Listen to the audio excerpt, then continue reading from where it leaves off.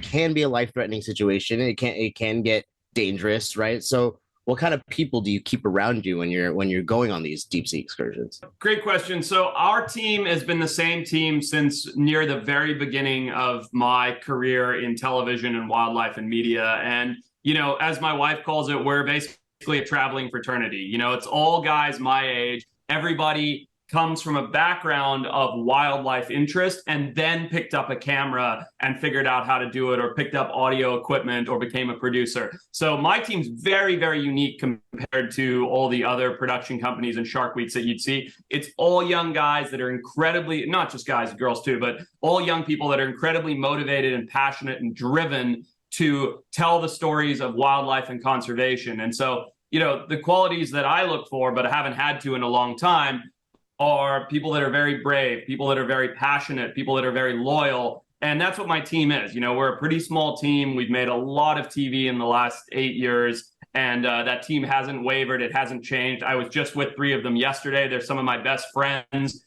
I was a best man at one of their weddings. I'm the godfather to one of their children. I mean, we are a very cohesive, tight little unit that just all strive for the same thing, which is to get people to fall in love with wildlife. You want a team that can, get the job done at multiple levels. So you want someone who's going to be, a good operations individual. If you're doing anything that's animal related, tagging, you need someone who has experience, handling animals, doing the application of tags, samples.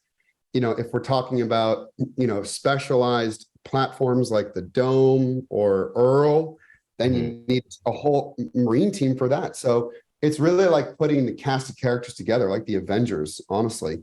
And, we try to do that all the time. That's literally what we've done at my organization, Beneath the Waves. So I run a conservation NGO that does shark research, and I love building teams. It's my favorite thing, and it's been fun for me over the years because I've been able to integrate individuals from my team at Beneath the Waves into Shark Week shows, whether it's, Christine De Silva, or this year, Liv Dixon, who is one of our research scientists at Beneath the Waves. She's on the Mako Shark Show. I've done science with Andre Musgrove before. I've done several shows with him now. So it's so fun to be able to do work with people that you like. Where did the shark cocaine idea come from? Who fabricated what was going to go into it? That I'm really genuinely curious about that substance itself.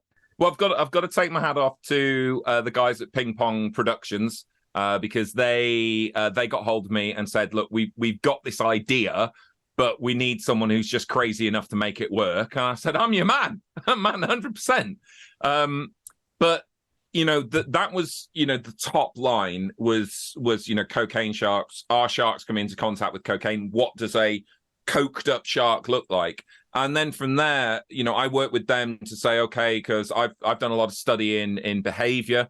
And I work then with them in the production side of things to say, okay, well, look, we have got limited time. I'd love to spend months working on this stuff, but we don't.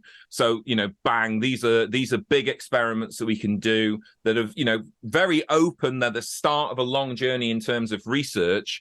But that was sort of where it started. And then we looked through and thought, right, we need to check on behaviors. What are they doing? What's different about this area? Do they know what they're looking for? And then, of course, we thought, well, what does a shark on cocaine look like? Can we replicate it? As you may have seen, I met up with my colleague Ryan Daly at Ushaka, the big aquarium, and I said, Ryan, like, what can I do to find these seven gills, and how can I help you? Because they are disappearing, and the reason being those 2 orcas, port and starboard, are absolutely hammering their population.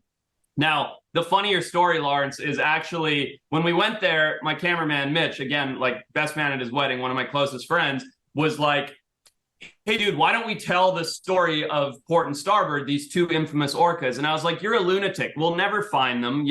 We're talking about 2 individual orcas in the entire ocean. Like, the chances of finding them are slim to none. And he's like, oh, you're right. And then sure enough, needle in a haystack, we run into these 2, the world's most famous orcas. And so they became a big piece of the story, whereas we were always going to tell a little bit of their story and be like, oh, orcas are smashing the 7-gill population. That's why they're disappearing. But then we're like, holy crap, here are the 2 orcas that are killing all the seven gills. Like, we have to show them and feature them and everything else. So, you know, you have to be dynamic and adaptive when you're storytelling like that. But the mission was always the same, which was to show off these incredible animals and try and find them and contribute to the science of them. The oceans are changing, and you know, Shark Week is a celebration of sharks. It's the best. It's the Super Bowl of sharks. But it's important to remember that these animals are actually quite threatened, quite endangered. The situation for sharks off of the United States is pretty good, actually. But other places in the world, not so much. You know, they're still overfished. There's still shark finning that's happening. You know, there's, you know, a huge issue at hand here with the overfishing of sharks. And we just got to give these populations time to recover. So I feel like the more people we get excited about sharks, the more education, the better it's going to be for them. And it's okay to be scared of sharks, but I think that one thing Shark Week does is it helps people understand that there's a lot of respect that these animals deserve.